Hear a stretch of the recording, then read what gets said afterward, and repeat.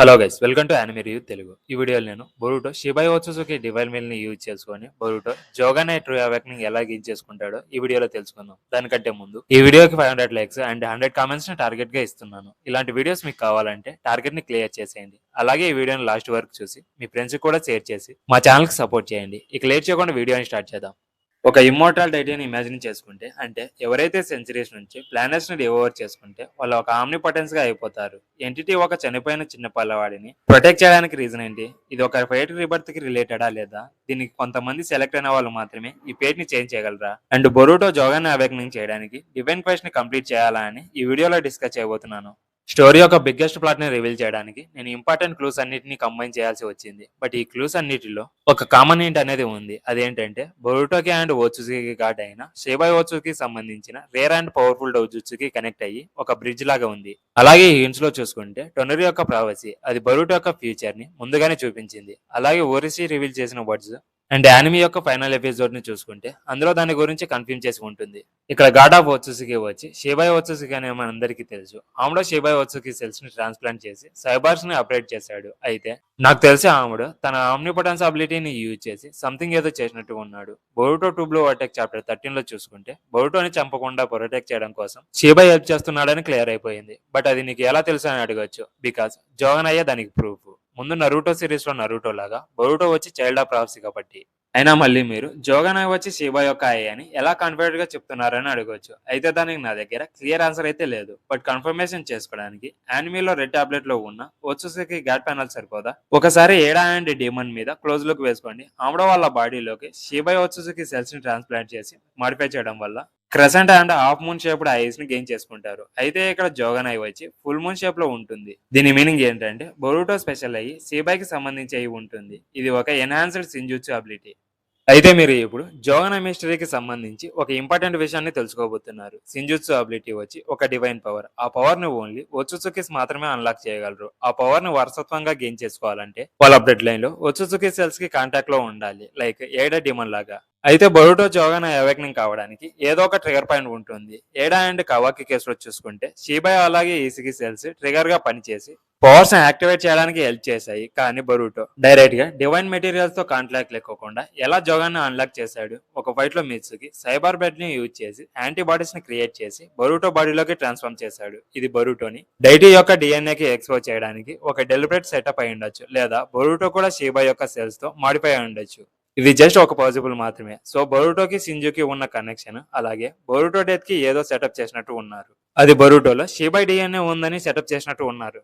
అయితే బొరుటోకి దీని గురించి తెలియక కన్ఫర్మ్ చేయలేకపోవచ్చు. కానీ మొమోషికిని కాంటాక్ట్ చేయడం వల్ల తన ఫ్యూచర్ అబిలిటీతో బొరుటో ఇన్సైడ్ లో ఏం జరుగుతుందో క్లారిఫై అవ్వచ్చు. ఇప్పుడు మనకు షిబా బొరుటో డిఎన్ఏని ఆర్కెస్ట్రేట్ చేశాడని తెలుసు. అప్పుడు ఇది మల్టీ యూనివర్స్ లో అన్ఎక్స్పెక్టెడ్ వేస్ లో తీసుకెళ్లొచ్చు. ప్రిసెన్స్ అబిలిటీ యొక్క ఇంట్రడక్షన్ లో స్టోరీ యొక్క ఫ్యూచర్ ని చాలా ఫ్యూచర్ పాసిబిలిటీస్ లో చూపించింది.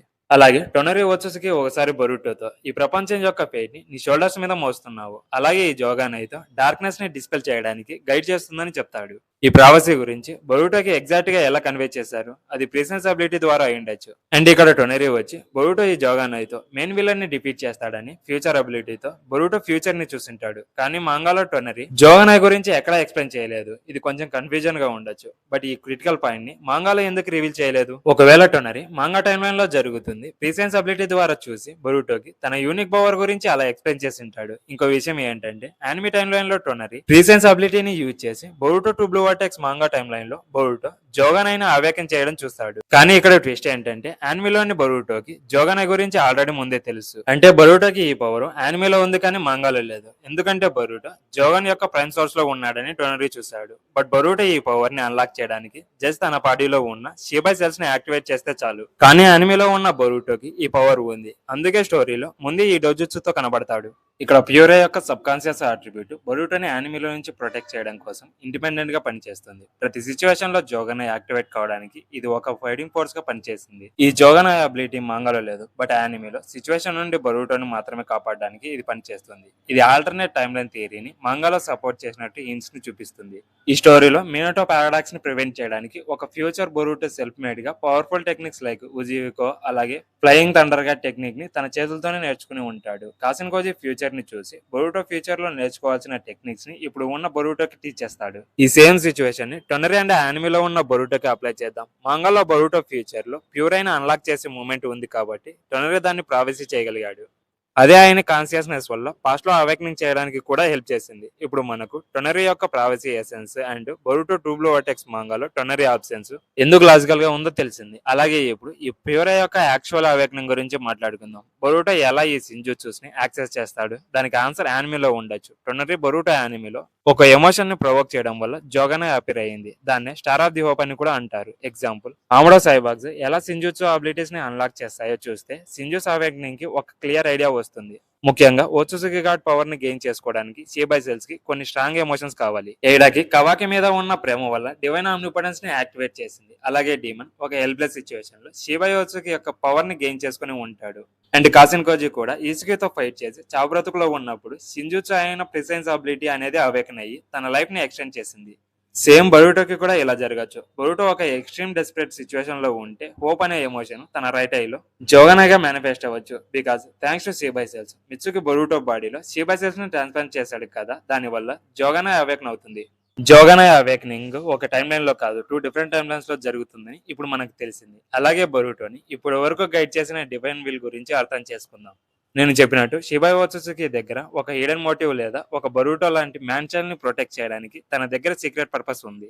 ఇక్కడ బొరుటోని ఒక గ్రేటర్ పర్పస్ కోసం కాపాడుతున్నాడు. అదే జోగానై ఒక ఇంపార్టెంట్ రోల్ ని పోషిస్తుంది. షిబై బొరుటోని ఈ పవర్ ని వీల్ చేయడానికి పిక్ చేసుకున్నట్టు ఉందని నాకు అనిపిస్తుంది. అండ్ ఇక్కడ నా ఎక్స్ప్లెనేషన్ కూడా చాలా లాజికల్ గా ఉంటుంది. కాసిన్ కోజీ ఇది చెప్పినట్టు మీకు గుర్తుందా? ఒక సైబర్గ్ డివైన్ పవర్స్ ని అన్లాక్ చేయడానికి లక్ మాత్రమే ఉంటే సరిపోదని చెప్తాడు. అయితే ఒకవేళ అది లక్ కాకోకుండా దాని వెనుక షిబై ఓత్సుసుకినే ఉన్నాడేమో అని ఆలోచించండి. అది నిజమే అయితే ఓత్సుసుకి గాడ్ చాక్రా ద్వారా ఎంటైర్ యూనివర్స్ కి కనెక్ట్ అయి ఉన్నాడు. తన లైఫ్ లో మోర్టల్ గా ఉండడానికి తన కార్బ్స్ ఒక ప్రముఖ భాగం కాబట్టి తన ఎసెన్స్ ని ఎలా యూజ్ చేస్తున్నారో అని తెలిసి ఉంటుంది. అయినా షిబై తన గ్రేటర్ పర్పస్ ని అచీవ్ చేసేంత వరకు బొరుటోని సేవ్ చేస్తాడని నేను నమ్ముతున్నాను. అండ్ షిబై ఓత్సుసుకి ప్రతి సైబాగ్ ని స్పెసిఫిక్ లొకేషన్ లో పెట్టి వారి సింజుట్సస్ ని యాక్టివేట్ చేసి ఒక రిపుల్ ఎఫెక్ట్ ని క్రియేట్ చేస్తాడు. దానివల్ల బొరుటో లైఫ్ కి ఒక మీనింగ్ ని క్రియేట్ చేస్తుంది. ఈ థియరీలో ఎందుకు సైబాగ్స్ వారి సింజుట్సు అబిలిటీస్ ని అన్లాక్ చేస్తాయి అండ్ ఒకరి డివైన్ పవర్స్ తో ఎందుకు వాళ్ళు కంపాటబుల్ అవుతారో కూడా ఎక్స్ప్లెయిన్ చేస్తాను. ఇదంతా షిబై ఓత్సుసుకి యొక్క ప్లాన్ లో ఒక భాగము. అయితే షిబై యొక్క మెయిన్ సింజుట్సు వచ్చి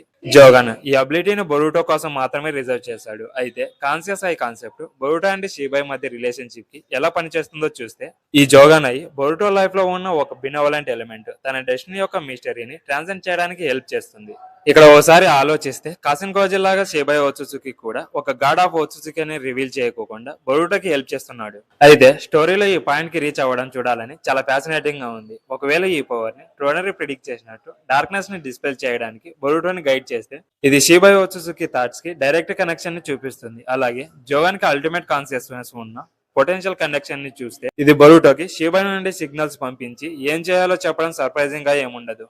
కానీ కంక్లూజన్ కు ముందు షిబై ప్లాట్ ని ఎలా అన్ఫోల్డ్ చేస్తాడనే ఇంట్రెస్టింగ్ పర్స్పెక్టివ్ ని చూద్దాం. ఈ ఓత్సుసుకి గాడు బొరుటోకి ఒక 6 పాస్ లాగా తన ఎసెన్స్ ని ప్రాడజీకి ప్రొవైడ్ చేసి ప్యూర్ అయిన అవేకనింగ్ చేయడానికి హెల్ప్ చేస్తే ఎలా ఉంటుందో ఆలోచించండి. ఇది ఎలా ఉందంటే అగురోమో సాస్కే ముందుకు వచ్చి ఇంద్ర ఎసెన్స్ ద్వారా తనని సమ్మన్ చేసి 6 పాస్ చాక్రాని సాస్కేకి ఇవ్వడం వల్ల సాస్కేకి ఒక యూనిక్ ఓత్సుసుకి పవర్ అయిన రెనెగాన్ని ఇవ్వడం ఎలా జరిగిందో అదే విధంగా బొరుటోకి షిబై ఈ జోగానైనా అవేకనింగ్ చేస్తాడు. ఈ వీడియో అయితే ఇంతే గైస్. ఈ వీడియో మీకు నచ్చినట్లయితే please subscribe my channel. Next వీడియోలో మరిన్ని యానిమే వీడియోస్ తో మళ్ళీ కలుద్దాం. Until then by.